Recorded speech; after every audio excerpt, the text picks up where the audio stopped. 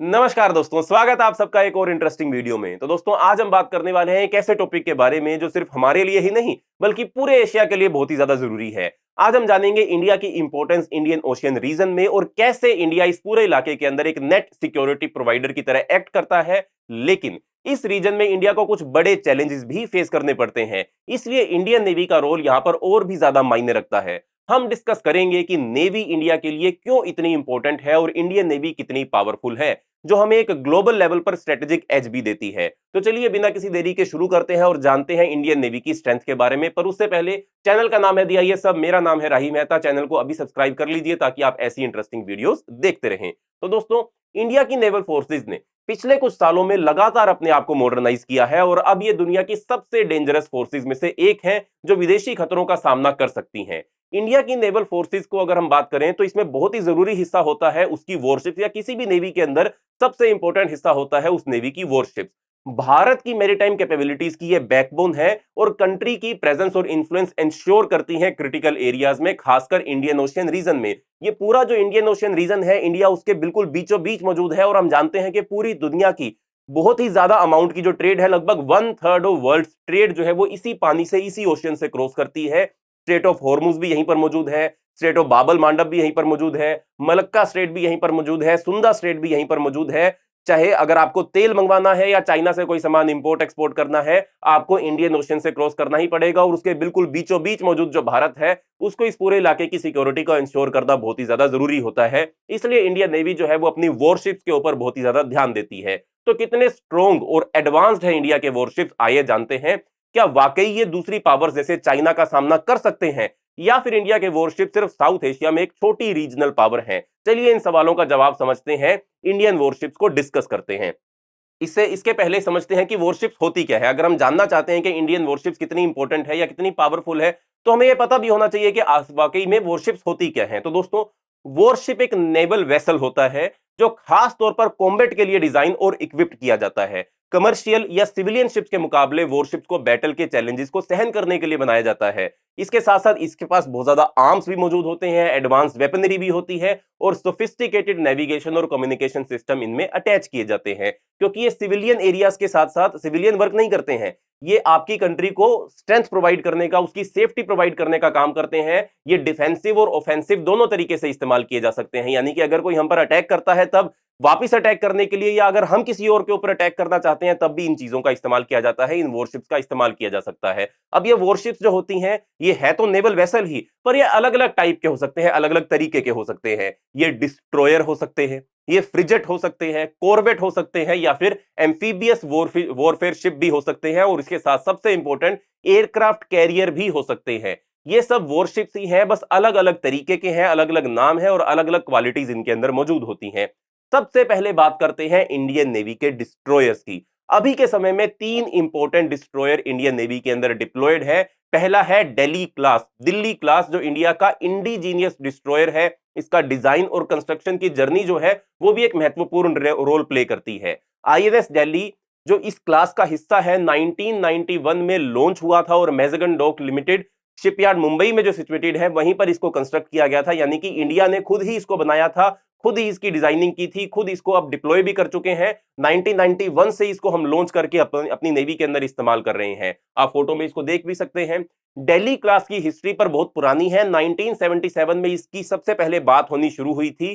Cabinet committee on political affair ने 3 project 15 फ्रिजेट्स के indigenous construction को अप्रूव किया था। एक इनिशियल बजट इसके लिए सेट किया गया था जो था $18 मिलियन। ये इनिशिएटिव गावड़ी क्लास फ्रिजेट का कंटिन्यूएशन था जो मैज़गन डॉक लिमिटेड में कंस्ट्रक्शन फेज में मौजूद था पहले से ही। 1990 1977 में इसको पहली बार शुरू किया गया, पर 1981 तक पहुंचते पहुंचते इसका जो बजट डिसाइड किया गया था, जो $18 मिलियन था, वो बढ़कर अब $28 मिलियन हो गया था। यानी कि सरकार को ज्यादा खर्चा करना पड़ा, पर सरकार ने किया। दिल्ली क्लास वॉरफेयर को, वॉरशिप को, डिस्ट्रॉयर को बनाने के लिए सरकार ने खर्चा किया। अब जब इसका खर्चा बढ़ा तो इसके अंदर कुछ नई एडवांस चीजें, कुछ नई स्पेसिफिकेशन भी ऐड कर दी गई जो रिफ्लेक्ट करती हैं कि इंडियन नेवी कितनी पावरफुल होती जा रही है। ये मिसाइल थ्रेट एनवायरनमेंट में भी ऑपरेट करने के लिए डिजाइन की गई है। 1982 में पहले फ्रिजेट का कंस्ट्रक्शन स्टार्ट होने वाला था। आईएनएस दिल्ली जो था 1997 में कमीशन किया गया और उसके बाद इंडिया ने एक और डिस्ट्रॉयर अपने लिए बनाया जिसका नाम था आईएनएस मैसूर। और INS Mumbai. INS Mysore India ने 1999 में बना लिया और आईएनएस मुंबई हमने 2001 में कमीशन कर लिया। यानी कि ये 3 डिस्ट्रॉयर इंडिया आज भी यूज कर रहा है, INS Delhi, INS Mysore and INS Mumbai. Delhi class के बाद इंडियन नेवी ने कैलकाटा क्लास लॉन्च की जो 1986 में हुई थी। दिल्ली क्लास का एक सक्सेसर था कलकत्ता क्लास। गोल था कि सरफेस कम्बेटेंट बनाना जो air defence, ground attack, anti submarine warfare, anti ship warfare में एडवांस हो। लेकिन इंडियन नेवी ने एक और एडवांस डिजाइन की डिमांड करी जो दिल्ली क्लास पर बेस हो, पर उसमें state of the art technology का इस्तेमाल किया जाए, खासतौर पर स्टेल्थ फीचर्स उसके अंदर अटैच किए जाए। ये कैलकाटा क्लास प्रोजेक्ट था, या फिर इसे प्रोजेक्ट 15A क्लास का ऑथराइजेशन भी कहा जाता है। ये 2000 में, सन 2000 में दिया गया था। तो दोस्तों, पहले हमने इंडियन नेवी के लिए जो आईएनएस दिल्ली था वो बनाया, और उसके दो और वेरिएंट भी बनाए, आईएनएस मैसूर, आईएनएस मुंबई। फिर हम जो है वो कैलकाटा क्लास के ऊपर बात करना शुरू करते हैं। 1986 में इसकी बात होती है, और सन 2000 आते आते इस प्रोजेक्ट 15A, जिसके अंदर कैलकाटा क्लास वॉरशिप्स बनाई जानी थी, इसको हम कमीशन भी कर देते हैं। कैलकाटा क्लास डिस्ट्रॉयर साइज में तो दिल्ली क्लास के बराबर ही है, पर इसमें 250 डिजाइन मॉडिफिकेशन के साथ इसको सिग्निफिकेंटली ज्यादा एडवांस बना दिया गया। आईएनएस कैलकाटा इस क्लास का पहला शिप मैस्कॉन डॉक लिमिटेड में ही 2003 में इसको ले डाउन कर दिया गया था। इसको इंडिया ने खुद बना लिया था, लेकिन कुछ कॉम्प्लिकेशन आए थे जिसके चलते इसका सी ट्रायल जो था वो कामयाब नहीं हो पाया था। और बाद में इस चैलेंजेस के बावजूद इंडियन नेवी ने सक्सेसफुली 2014 में आईएनएस कलकत्ता को कमीशन कर दिया, और आज वो नेवी का हिस्सा है। तो कैलकाटा क्लास डिस्ट्रॉयर के बाद इंडिया ने दोबारा आगे फोकस करना शुरू किया। इंडिया ने एक नई क्लास डेवलप करी जिसका नाम पड़ा आईएनएस विशाखापट्टनम, या फिर Visakhapatnam class guided missile destroyer. फिर इसको इंट्रोड्यूस किया गया, पहले दिल्ली, फिर कैलकाटा, और फिर विशाखापट्टनम। जो विशाखापट्टनम क्लास के डिस्ट्रॉयर है वो पहले दोनों वाले डिस्ट्रॉयर के मुकाबले और भी ज्यादा एडवांस है, ये इनको भी सरपास कर जाते हैं। ये भी Mazagon dock ship builder limited Mumbai में ही कंस्ट्रक्ट किए गए थे, जो इंडिया की ग्रोइंग शिप कैपेबिलिटी को हमको दिखाती है, हमको बताती है कि कैसे इंडिया इस पूरे डोमेन के अंदर एक एक्सपर्ट बनता जा रहा है। विशाखापट्टनम क्लास कैलकाटा क्लास का भी एडवांस इटरेशन है, जो स्टेल्थ, वर्सिटैलिटी और पावर में एनहांसमेंट लेकर आया है इंडियन नेवी के लिए। तो दोस्तों, ये थे सारे के सारे इंडियन नेवी के डिस्ट्रॉयर। अगर मैं आपको और फोटोग्राफ्स में दिखाऊं तो आप इसको देख सकते हैं। ये इंडिया की नेवी को बहुत ही ज्यादा स्ट्रेंथ प्रोवाइड करने का काम करते हैं। अब अगर हम आगे बढ़े तो डिस्ट्रॉयर के अलावा इंडियन नेवी के पास फ्रिजेट्स भी हैं। उनमें से एक है शिवालिक क्लास, जो इंडिया की पहली वॉरशिप है जिसमें स्टेल्थ फीचर्स डिजाइन में पहले से ही ऐड कर दिए गए थे।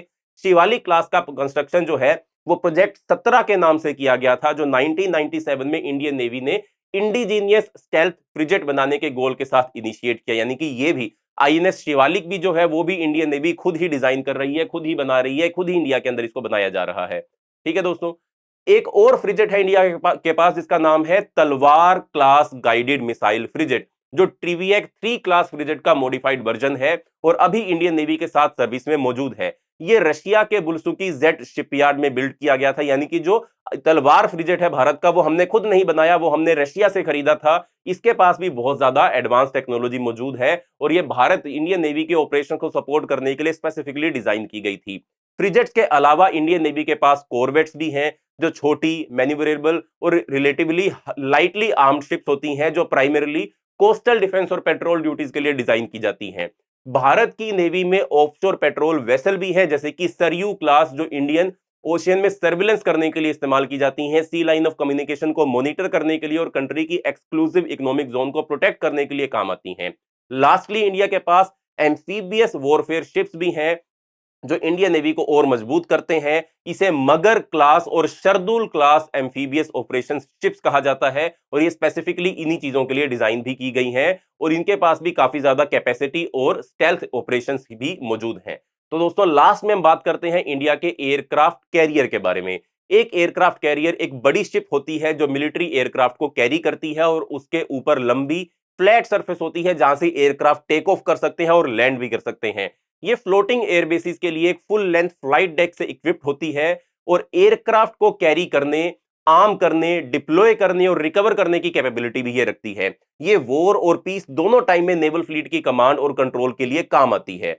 एक कैरियर बैटल ग्रुप में एक पूरा एयरक्राफ्ट कैरियर होता है और उसके एस्कॉर्ट्स भी होते हैं। यानी कि एयरक्राफ्ट कैरियर जो है वो अकेला ट्रैवल नहीं करता है, इसके साथ और ज्यादा जो फ्रिजेट्स हैं, डिस्ट्रॉयर है, वो भी शामिल होती हैं। वर्ल्ड वॉर 2 के दौरान जो जापानीज नेवी थी उसने पहली बार large number of aircraft carrier को डिप्लॉय किया था, और इन्हीं का इस्तेमाल करते हुए जापान ने पर्ल हार्बर पर अटैक भी किया था। अगर अब हम इंडिया के एयरक्राफ्ट कैरियर्स की बात करें तो सबसे पहले आईएनएस विक्रांत था, जिसे डीकमीशन कर दिया गया था।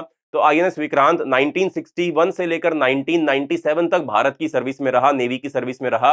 आईएनएस विक्रांत को 1961 में इंडिया ने यूनाइटेड किंगडम से एक्वायर किया था और 1971 के पाकिस्तान की वॉर के दौरान ये भारत के लिए एक बहुत ही इंपॉर्टेंट रोल प्ले कर रहा था, जिसमें बांग्लादेश का जन्म हुआ था। 2014 में आईएनएस विक्रांत को मुंबई में तोड़ दिया गया था, इसे डीकमीशन कर दिया गया था। और इसके बाद भारत के पास था आईएनएस विराट, इसे भी डीकमीशन कर दिया गया है। आईएनएस विक्रांत के बाद आईएनएस विक्रांत जो था आईएनएस विराट जो था, इसको भी हमने बाहर से ही लिया था। इसको जो है 2016 के अंदर जो सर्विस थी इसकी खत्म कर दी गई थी, इसको डीकमीशन कर दिया गया था। अभी फिलहाल भारत के पास आईएनएस विक्रमादित्य मौजूद है। आईएनएस विक्रमादित्य ये इंडियन नेवी का सबसे बड़ा एयरक्राफ्ट कैरियर है और वॉरशिप है, जो रशियन नेवी के रिटायर्ड एडमिरल गोरशोव से हमने कन्वर्ट किया है, यानी कि ये इंडिया ने नहीं बनाया है, ये भी इंडिया ने रशिया से लिया है। आईएनएस विक्रमादित्य एक modified Kyiv class aircraft carrier है, जो नवंबर 2013 में सर्विस में कमीशन किया गया था। और इसके बाद आईएनएस विक्रांत, एक नया आईएनएस विक्रांत जो है, वो पहले वाले आईएनएस विक्रांत की लेगेसी को कमेमोरेट करने के लिए इंडियन नेवी है, इसने अभी इसके ऊपर काम करना शुरू कर दिया गया है। ये एक इंडिजीनियस एयरक्राफ्ट कैरियर होगा। भारत उन चुनिंदा देशों में से एक बनने वाला है जिसने अपने एयरक्राफ्ट कैरियर को खुद डिजाइन किया और खुद इसको मैन्युफैक्चर किया, जिसका नाम हमने फिर से रखा आईएनएस विक्रांत। अब ये कोचिन शिपयार्ड लिमिटेड है, वहां पर इसको बनाया जा रहा है। अभी वक्त इसकी सी ट्रायल्स चल रही हैं, 2024 में इसे कमीशन कर लिया जाएगा, संभावनाएं पूरी हैं। इसका कंस्ट्रक्शन भारत को उन कुछ सिलेक्टेड कंट्रीज में शामिल करेगा जिनके पास एयरक्राफ्ट कैरियर बनाने की कैपेबिलिटी मौजूद है। तो दोस्तों, तो कितनी स्ट्रॉन्ग है इंडियन नेवी के वॉरशिप्स? जैसे कि आपने देखा, इंडियन वॉरशिप्स मोस्टली इंडिजीनियस है, जो इंडिया के खुद के द्वारा बनाए गए हैं। ये एक सुपर पावर बनने का सबसे इंपॉर्टेंट एस्पेक्ट होता है कि अपनी मिलिट्री इक्विपमेंट को खुद डिजाइन करना, खुद कंस्ट्रक्ट करना और उसकी कैपेबिलिटी डेवलप करना। हालांकि आज भी काफी इंडिया का मिलिट्री इक्विपमेंट जो है वो ओवरसीज एक्वायर किया जाता है, पर ये रैपिडली चेंज हो रहा है और फ्यूचर में और भी ज्यादा चेंज होने वाला है। इसलिए हम उम्मीद करते हैं कि भारतीय नेवी, इंडियन नेवी जो है वो फ्यूचर में और भी ज्यादा पावरफुल होगी और भी ज्यादा स्ट्रॉन्ग होगी, क्योंकि एक तरफ तो मेक इन इंडिया भारत में चल ही रहा है और दूसरी तरफ हम सेल्फ सफिशिएंट, सेल्फ रिलायंट अपने डिफेंस सेक्टर को करने के लिए पूरी कोशिश कर रहे हैं। तो इसी के चलते destroyers, frigates, amphibious warfare ships जो है और इसके साथ एयरक्राफ्ट कैरियर, ये सब चीजें भारत जो है वो अपने देश के अंदर इंडिजीनियसली खुद डिजाइन बनाने से लेकर इनको मैन्युफैक्चर करने तक की कैपेबिलिटी जो है वो डेवलप कर चुका है। फ्यूचर में ये कैपेबिलिटी और भी ज्यादा आगे बढ़ेगी और हम उम्मीद करते हैं कि भारत सिर्फ अपने लिए ही नहीं इनको बनाएगा, बल्कि इनका एक्सपोर्ट भी शुरू कर देगा, ताकि भारत के डिफेंस सेक्टर को और भी ज्यादा बूम मिले और हमारे एक्सपोर्ट बढ़ने के साथ साथ डॉलर की अर्निंग भी भारत के अंदर और भी ज्यादा इंक्रीज करे। तो दोस्तों, ये थी हमारी इंडियन नेवी के ऊपर आज की वीडियो। उम्मीद करता हूं कि आपको इस वीडियो के अंदर काफी ज्यादा इंफॉर्मेशन मिली हो। अगर इंफॉर्मेशन मिली हो तो वीडियो को लाइक करें, सब्सक्राइब करें चैनल को, और अगली वीडियो का इंतजार करते हैं। मिलते हैं अगली वीडियो के अंदर, तब तक के लिए जय हिंद।